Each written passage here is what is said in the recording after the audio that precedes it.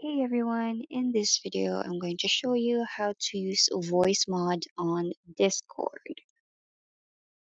Now, once you're in the voice box board, you might go to settings and make sure that your microphone and speakers are connected. You can also test the microphone if your voice is being recorded. Also, don't forget to enable the voice changer, and you can also toggle if you want to hear yourself. Now you can also try the escape voice keybind, and you can notice that your voice is changing. Now you will go to settings and go to sound settings.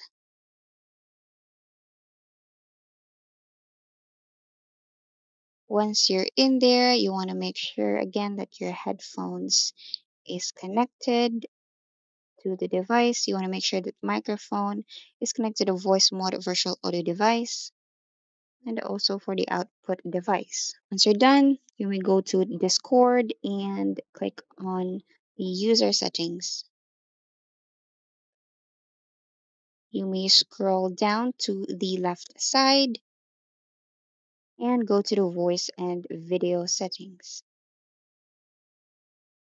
And once you edit your input and output device, you might want to set it to the microphone voice mod virtual audio device. Once you have set it up, you might also do a mic test. So if it's successfully working, it's good to go.